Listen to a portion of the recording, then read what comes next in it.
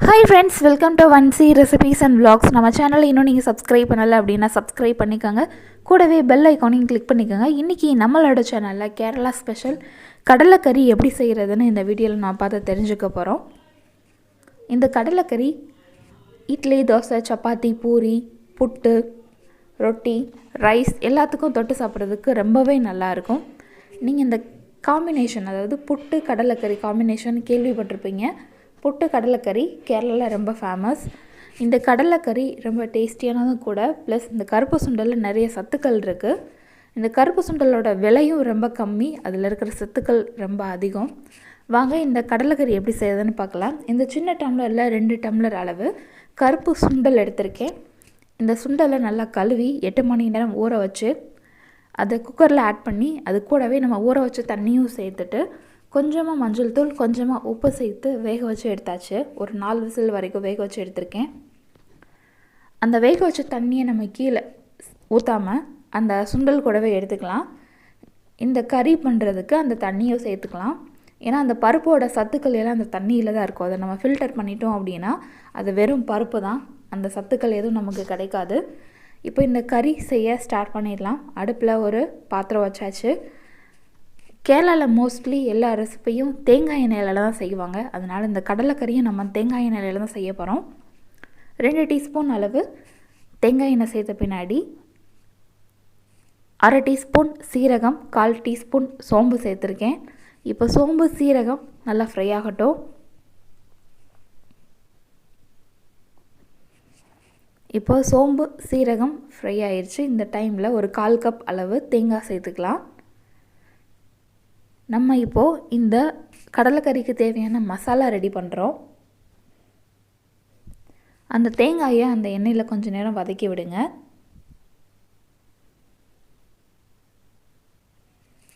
இது கூட ஒரு 1/4 டீஸ்பூன் அளவு மஞ்சள் தூள், காரத்துக்கு ஏற்ற மாதிரி மிளகாய் தூள் ஆட் பண்ணிக்கோங்க. நான் ஒரு 2 டீஸ்பூன் அளவு மிளகாய் தூள் ஆட் பண்ணியிருக்கேன். இது கூடவே மல்லித்தூள் 1 டீஸ்பூன் அளவு ஆட் பண்ணிக்கலாம்.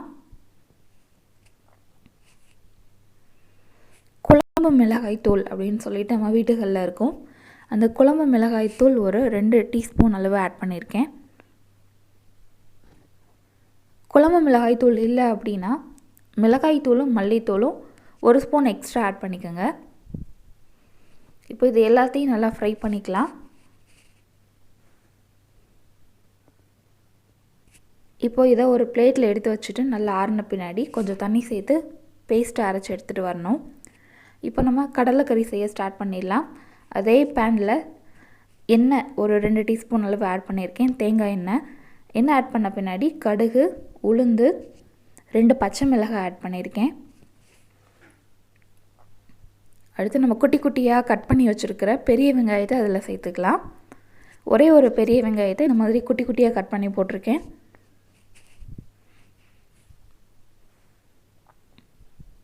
இப்போ வெங்காயம் ஓரளவு நல்லா வதங்கிருச்சு. இந்த டைமில் நம்ம கட் பண்ணி வச்சுருக்கிற தக்காளி சேர்த்துக்கலாம்.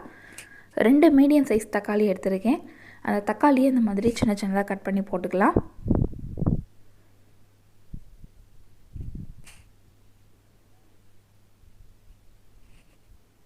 இப்போ அந்த தக்காளி நல்லா சாஃப்டாக வதங்கிறதுக்காக கொஞ்சம் உப்பு சேர்த்துருக்கேன். உப்பு சேர்த்துட்டு கொஞ்சம் நேரம் வதக்கணும் அப்படின்னா தக்காளி வேகமாக வதங்கிடும்.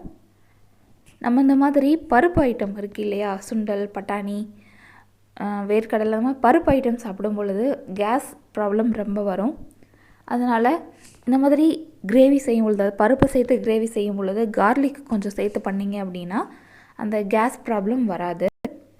இப்போ பாருங்கள், தக்காளி முன்னாடியோட இப்போ நல்லா சாஃப்டாக வதங்கியிருக்கு.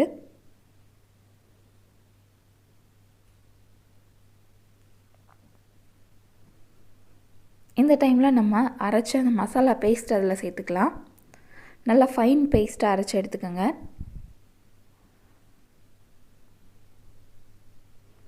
இப்போது மசாலாவை அந்த வெங்காயம் தக்காளி கூட நல்லா வதக்கி விட்டுறலாம்.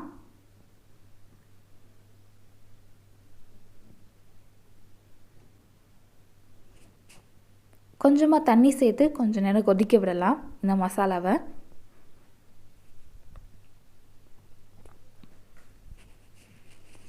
நான் இந்த கடலைக்கறி பண்ணியிருந்தப்போ ஆப்பம் செஞ்சுருந்தேன்.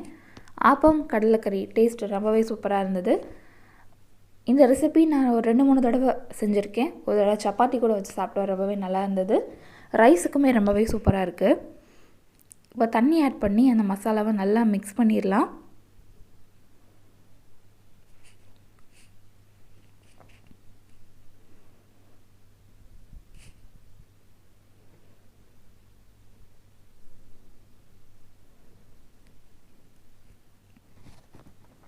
இப்போ இந்த கிரேவிக்கு தேவையான அளவு உப்பு சேர்த்துக்கலாம். தக்காளி வெங்காயம் வதக்கும் பொழுது கொஞ்சம் உப்பு சேர்த்துருப்போம். சுண்டல் வேக வைக்கும் பொழுது கொஞ்சம் உப்பு சேர்த்துருப்போம். அதனால் கிரேவிக்கு உப்பு ஆட் பண்ணும்பொழுது கொஞ்சம் கம்மியாக ஆட் பண்ணிக்கலாம். க்ளோஸ் பண்ணி கொஞ்சம் நேரம் பாயில் பண்ணுங்கள். அந்த மசாலா எல்லாம் சேர்ந்து கொதிக்கும். அந்த ஸ்டேஜ் வந்த பின்னாடி நம்ம க்ளோஸ் பண்ணி வச்சுருந்த லிட்டை எடுத்துடலாம். இப்போ அந்த தேங்காயெல்லாம் கொதிக்க அந்த ஒயிட் கலரில் நுர பொங்கி வருது பாருங்கள். இந்த ஸ்டேஜ் வந்த பின்னாடி நம்ம வேக வச்ச சுண்டல் அதில் சேர்த்துக்கலாம்.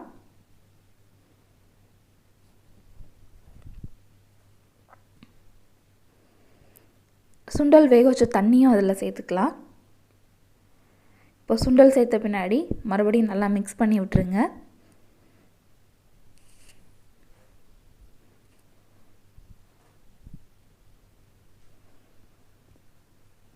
இன்னும் கொஞ்சம் தண்ணி பார்த்து சேர்த்துக்கலாம். உப்பும் செக் பண்ணி போட்டுக்கோங்க. மறுபடியும் இந்த சுண்டல் அந்த மசாலா கூட சேர்ந்து நல்லா கொதிக்கணும். அது வரைக்கும் நம்ம வெயிட் பண்ணலாம்.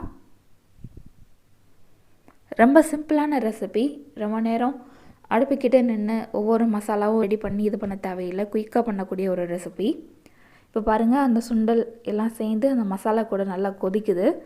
மேலேயே லைட்டாக எண்ணெய் பிரிஞ்சு வந்திருக்கு. நம்ம இன்றைக்கி எண்ணெய் கம்மியாக தான் யூஸ் பண்ணியிருக்கோம், அதனால் லைட்டாக எண்ணெய் பிரிஞ்சு வந்திருக்கு.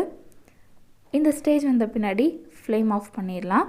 நம்மளோட சுவையான கேரளா ஸ்டைல் கடலைக்கறி சூப்பராக ரெடி ஆகிடுச்சு பாருங்கள். ஃபுல் ப்ரோட்டீன் ரெசிபி அப்படின்னு சொல்லலாம். ரொம்ப ஹெல்த்தியானது.